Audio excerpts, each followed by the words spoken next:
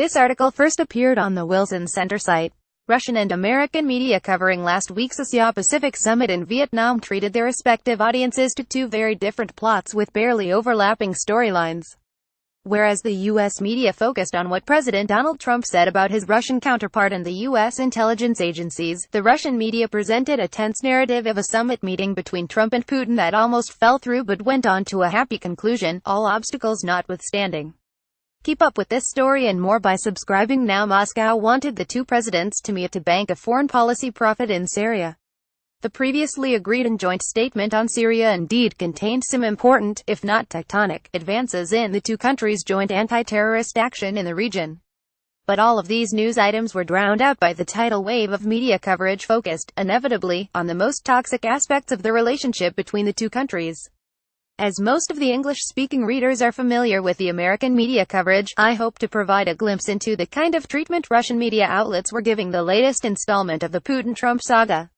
On learning that the White House was not confirming a formal sit-down with Trump, the Russian Foreign Minister Sergei Lavrov did not hide his dismay. "We have heard about President Trump's willingness to meet President Putin, a willingness that Trump has himself voiced. How am I supposed to know what Trump's pen pusher's thinking about the possibility of a formal meeting? I cannot be responsible for that.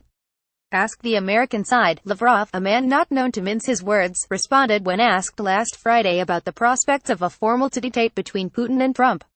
It was Russia's turn to serve as a formal organizer of a meeting, but the American side proved recalcitrant, Kremlin spokesman Dmitry Peskov told reporters. The Americans showed no flexibility, and unfortunately did not offer any other alternative proposals. That is why the meeting could not happen, Peskov added.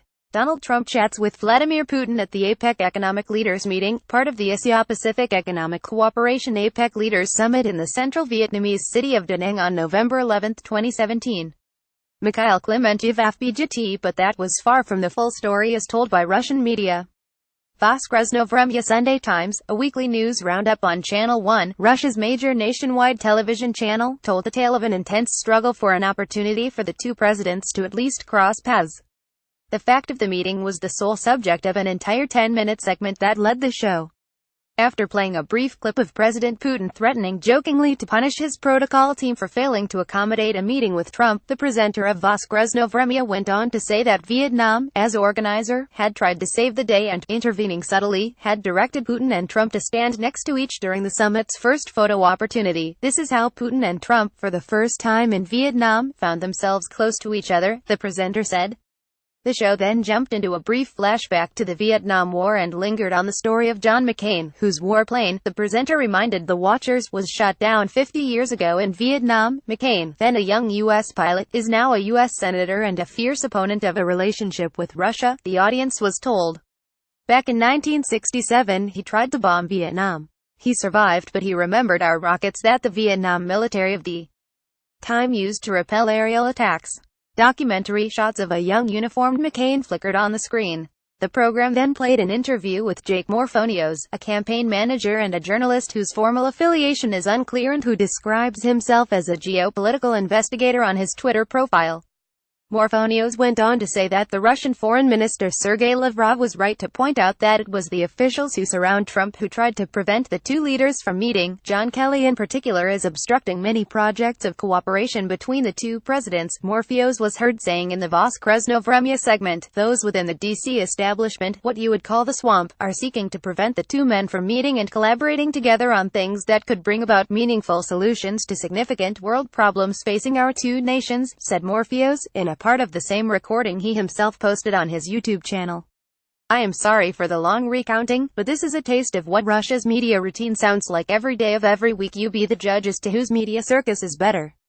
Similarly dramatic stories of Putin and Trump trying to meet against all odds were told, among others, by NTV, another major national television channel, and Moskovsky Komsomolets MK, a general interest Moscow daily with a nationwide reach. Vladimir Putin needed all his cool of a professional intelligence officer when the U.S. unexpectedly cancelled a meeting between the two presidents, the MK wrote, and then related a story full of suspense and sudden breakthroughs.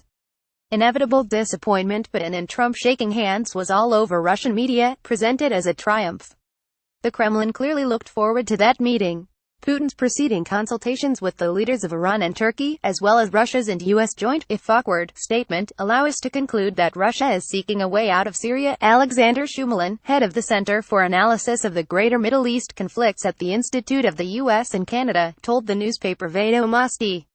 Shumalin saw two major takeaways from the Syria statement. The forces loyal to Syria's President Bashar al-Assad and an international coalition supported by the United States are ready to work together rather than fight each other. The second important takeaway is Russia's readiness to go on and concede priority to the Geneva peace process rather than to the Astana process, the one that Moscow itself earlier initiated. The statement also confirms the two sides' commitment to maintaining the agreed de-escalation zones and withdrawing all foreign forces from the zone immediately bordering Israel. These are all meaningful results that give hope of continued hard diplomatic work that might in the end lead to a peaceful solution in Syria. Moscow has shown some sensible flexibility while still insisting on the general success of its approach to Syria. The meeting that did not happen could have been a symbolic coup for Moscow. The U.S. side denied it, and Lavrov's anger was explicable. He had invested a lot in this very real diplomatic effort. But did Washington avoid the meeting because of any issues pertaining to the Middle East? Of course not. The intense behind-the-scenes maneuvering aimed at preventing a dreaded Trump-Putin encounter had little to do with Syria or North Korea and everything to do with the U.S. domestic agenda, dominated by the Russia meddling scandal. The Kremlin, of course, denies any wrongdoing and calls the accusations a product of American partisan politics. Whenever the issue of Russian alleged meddling arises, Russia's state-run media mention it in a dismissive tone, as a minor nuisance. But it is not a minor nuisance for the Americans. President Putin clearly wants to be seen as a force for good in the world and specifically in the Middle East. Very well, whoever attempted to influence the American political system during the 2016 presidential campaign is to blame for the United States and the wider world's continued failure to recognize Putin's benign role. It is in the Kremlin's interest to help bring the real perpetrators into the open. Maxim Trudolubov is a senior fellow with the Kennan Institute and editor-at-large with Vedomosti. He is the author of Me and My Country, A Common Cause 2011 and People Behind the Fence 2016.